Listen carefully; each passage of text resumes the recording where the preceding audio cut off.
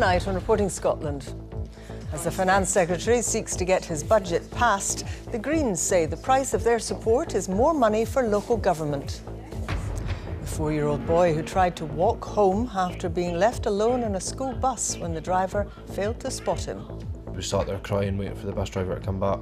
After he's got off, he has said that he's crossed 2 roads and then obviously been approached by the 2 nice members of the public who found him. Also in the programme, the driver of a bus dies and 2 other people are injured after an accident with a lorry and a car. On one of the busiest party nights of the year, we're with the volunteers who are there to get you home safely. And in football, why Hearts are fielding 2 16-year-olds against the Invincibles of Celtic.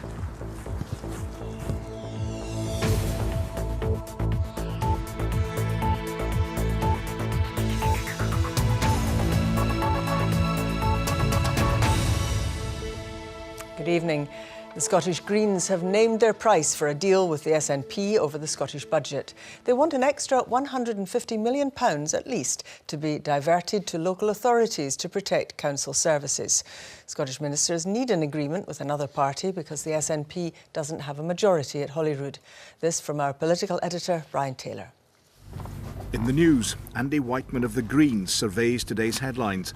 The SNP hope that Green support will get their budget through. Andy Whiteman has a price.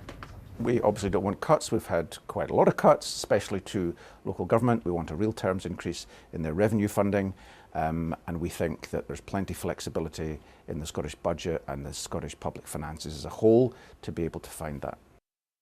The Greens want at least £150 million more for local government. That would mean a real terms increase covering the cost of inflation. And to pay for that, at the moment, the new 41% higher rate band kicks in when you're earning £44,273. You could bring that band down and so levy more in tax from those higher earners. That's only one option. Today, the Finance Secretary Derek Mackay visited the Queen Elizabeth Hospital in Glasgow to see nurses training. It was all evidence, he said, that NHS spending was being protected. He knows he needs a deal to secure his budget, but he isn't budging yet. Of course, this is a minority government. I have to compromise. I believe that I have compromised on the tax position that I've put out to secure the support of other parties in the Chamber. I find it very difficult to see how a progressive party in the Scottish Parliament could vote this budget down with the investment that it contains. But Tories say tax rises are evidence of economic failure. We wouldn't need to increase the tax burden on hard-working families, as the SNP are doing, breaking a promise in their manifesto, if we were able to grow the Scottish economy. Now, what the Fiscal Commission today are telling us is there's a £2 billion gap over the next 4 years in tax revenue because the Scottish economy is growing much slower under the SNP government than was previously predicted.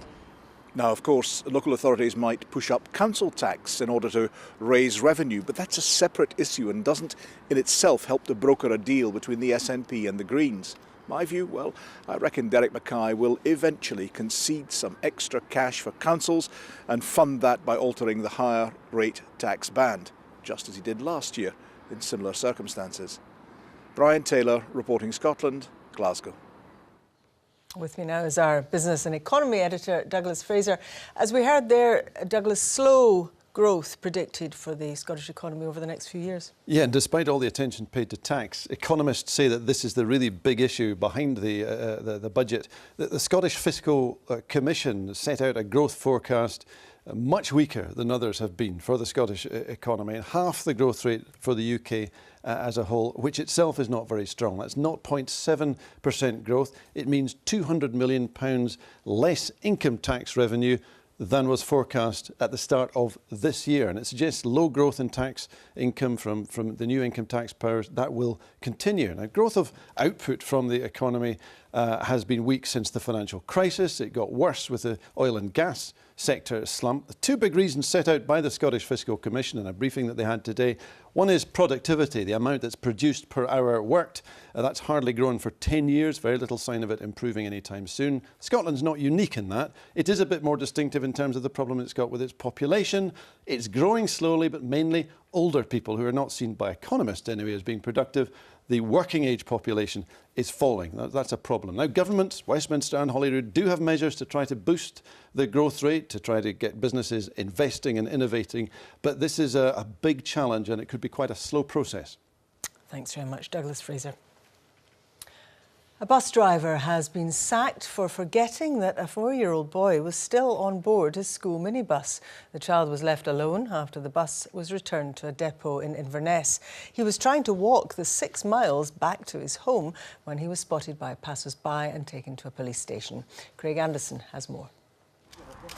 Primary 1 pupil John Robertson had only been taking the bus to and from Munlochy School on the Black Isle for a week when his homeward journey last Friday turned into a nightmare for him and his parents.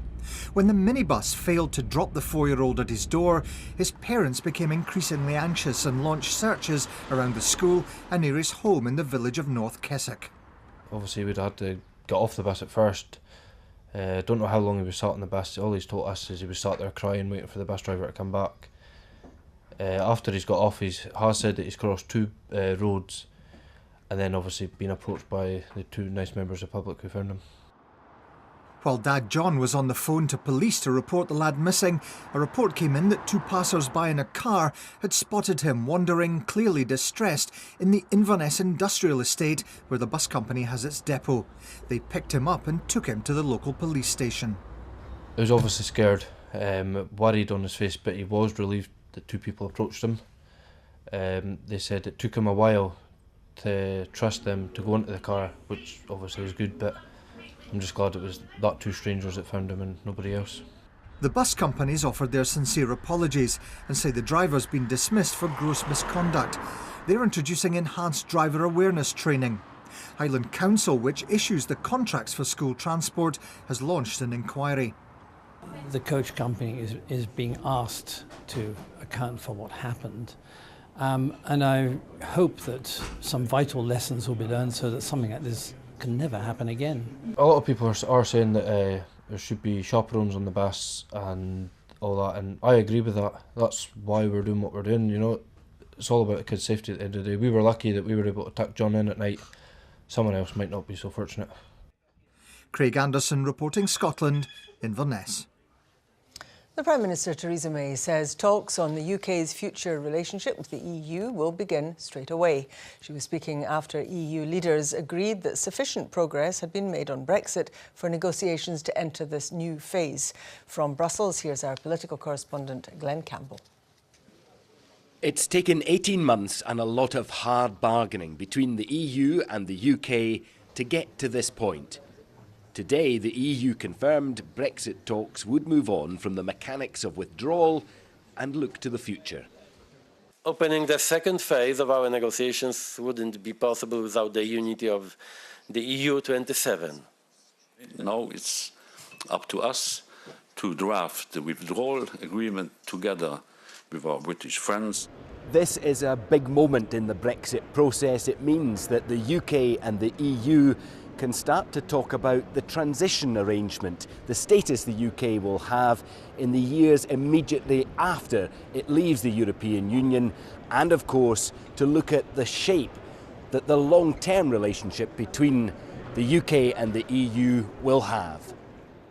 We will be beginning the talks about our future relationship. We'll be beginning those straight away and also talking about the implementation period that will give certainty to businesses and individuals. According to the German Chancellor, this next phase, including trade talks, will be even tougher. A thought I took up with the EU leader who has for the past 6 months presided over the European club.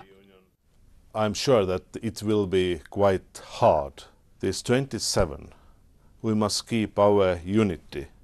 And if we are together, I'm quite sure that we could see in the end of the day that negotiations, they will be successful and both sides successful. Is there enough time to agree the future relationship before Brexit? I hope so. I really hope so.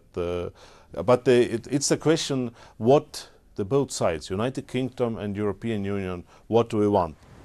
The UK wants tariff-free trade in goods and services without free movement of people, something the EU will find hard to accept. The Scottish Government thinks we should stay closer to the EU as full members of the single market and customs union. Here's what's at stake. A small portion of Scotland's £12 billion worth of annual exports to the EU are served up at this Brussels fish shop. Wouter Vermeulen loves his Scottish salmon. It's better, yes, it's better. The quality is better. Huh? He shifts 120 kilos of salmon a week and worries Brexit without a free trade deal would push up the price of fish. I think there's going to be a deal because if the products are rising extremely, I think Scotland or Ireland or another island or England will sell less fish to Europe. So that's going to be, I think, a bigger problem for them than for us. Of course, trade matters massively to both sides. Jobs depend on it. But it's not clear if there is a trade deal to satisfy continental and UK tastes available on the Brexit menu. Glenn Campbell, reporting Scotland, Brussels. Workers on Virgin trains are staging the first of 6 24-hour strikes in a dispute over pay. Train managers, onboard catering staff, station and clerical workers are involved in the action. Unions say drivers are being offered higher pay rises than other staff on the network. The Edinburgh to Birmingham train isn't running, but Virgin says it'll serve most of its West Coast routes. An investigation is taking place into the cause of an accident in which the driver of a school bus died on the outskirts of Aberdeen this morning. The 68-year-old man was transporting 13 pupils to Lathallen Private School when the crash happened. Fiona Stalker reports. A routine journey to work and to school ended in this. The driver of this school bus died at the scene. He's been described by the school as an extremely popular and larger-than-life character. The car driver and the driver of the lorry were taken to hospital with non-life-threatening injuries. The primary and secondary pupils on board the bus escaped with just bumps and bruises. Overnight rain and freezing temperatures turned many routes into ice rinks, but investigators are keeping an open mind about what caused the crash. The road surface, is a consideration for us as we investigate this collision, and we're keeping our options open as to see how this pans out. Will the weather conditions play a part in that investigation? Surely weather conditions are obviously part of our inquiries, along with many other things, and as I say, as the investigation pans out, we'll get more of a picture as to how things unfolded. As investigators continue their efforts to put that picture together, the recovery of the vehicles is getting underway. It was the last day of term before the Christmas break for the 13 pupils on board the bus. Tonight, they are safely reunited with their parents and are being offered as much support as they need by the school and by police. Fiona Stalker, reporting Scotland, Aberdeen. You're watching BBC Reporting Scotland. It's coming up to 18 minutes to 7. A reminder of tonight's top story. As the Finance Secretary seeks to get his budget passed, the Greens say the price of their support is more money for local government.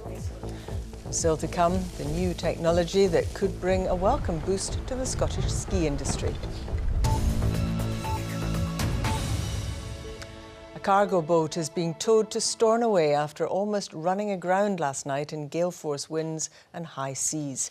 A 12-hour rescue operation ended this morning when the boat was towed to safety by the Orkney-based Coast Guard tug. Campaigners say the incident strengthens the argument for an emergency towing vessel to be based on the west coast. Roddy Munro reports. The MV Fame suffered engine failure west of Harris near the Isle of Scarp early yesterday evening. With an 8-metre swell and winds of 55 knots, the Fame was drifting dangerously close to the uninhabited island of Gashkar. The Leverborough lifeboat was first on the scene, followed by the Stornoway vessel. The Fame's anchor stabilised the vessel and disaster was averted, but at one point the boat was only 100 metres from the rocks. At the end of a 20-hour shift in horrendous conditions, the Stornoway lifeboat crew returned to port earlier this afternoon. We didn't make it until she had made it through, but it was very tight from what they were saying. They were only about, I think it was like 100 metres off the shore when they went through the rocks. The tug arrived by 9 o'clock this morning. She got the tow sorted pretty quickly. I think she was on the way again by 10 o'clock, so then we got the chance to come home. So, yeah, a long shift.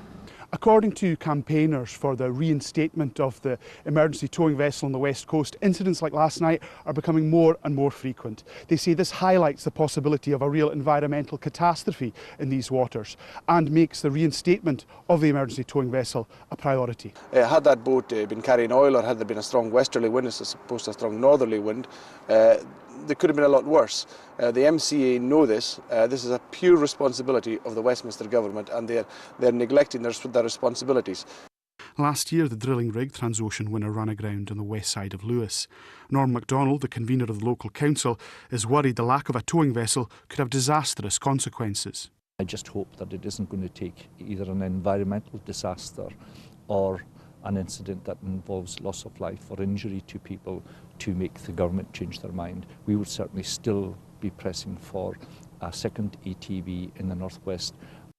The Maritime and Coast Guard agencies say that they manage the ETV patrol programme and adjust where necessary, and operational experience of the last 6 years has demonstrated a single ETV is sufficient to meet the needs of emergency towing in the islands. Tonight in Stornoway there is relief there has been no loss of life or environmental damage, but the campaign for a West Coast emergency towing vessel has renewed impetus. Ruthie Munro, reporting Scotland, Stornoway. Tonight's the night most people tend to hold their Christmas parties. It's a busy time for those who are trying to keep everyone safe. So how do the authorities ensure the booziest night of the year doesn't always lead to a headache? Our reporter Laura Maxwell has been out and about in Glasgow to find out. The glad rags are on, the party night's underway, and for many, the drink is flowing. But beneath the twinkly lights and Christmas decorations, not everyone's having a great night. Drunk and alone, this partygoer has lost her friends, and she's struggling. Have you had a good night?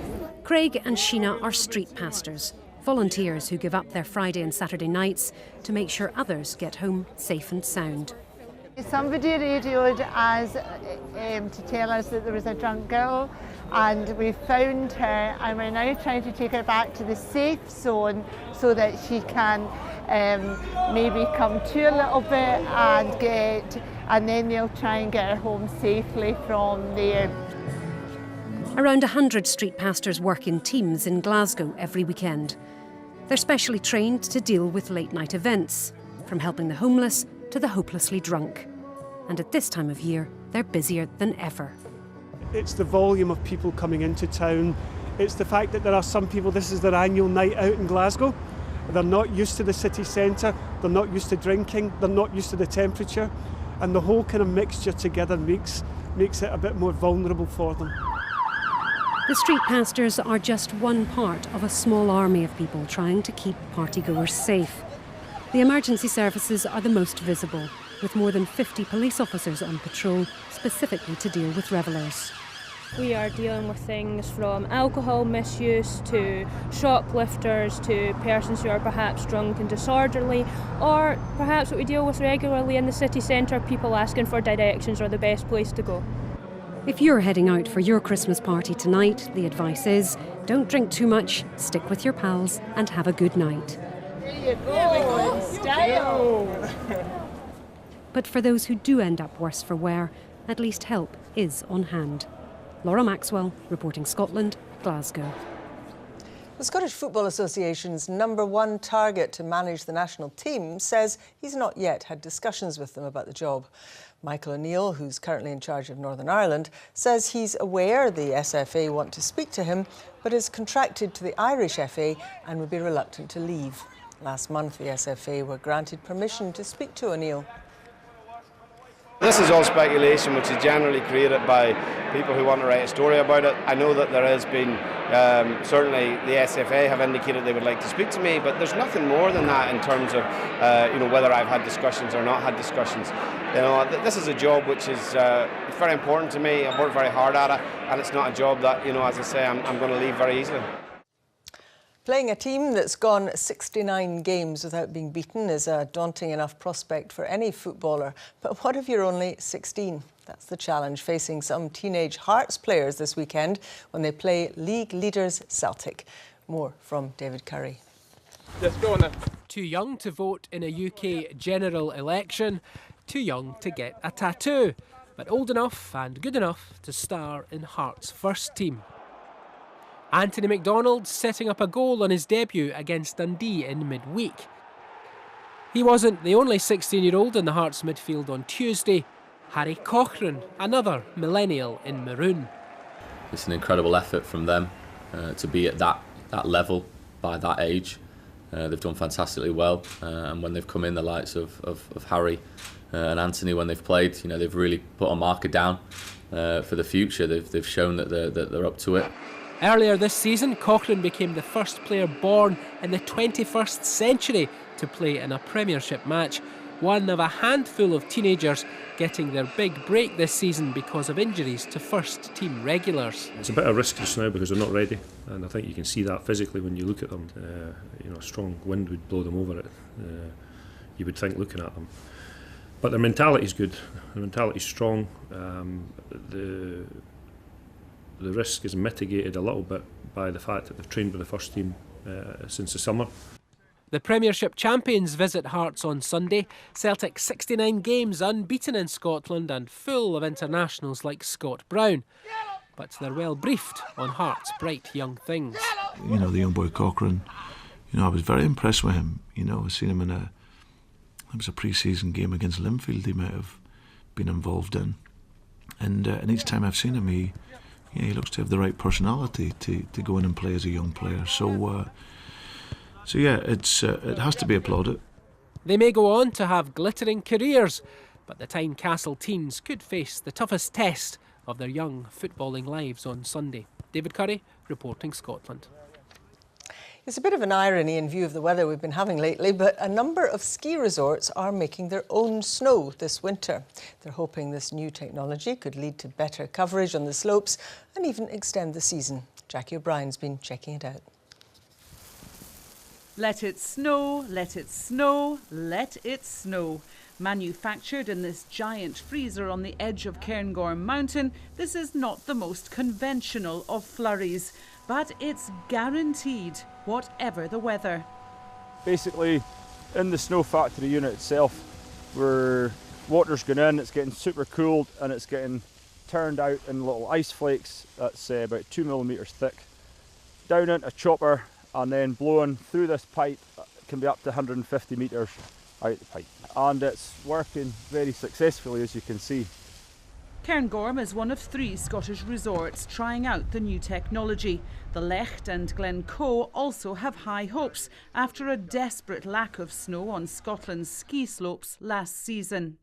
This wonderful pile of white stuff was produced in just 12 hours.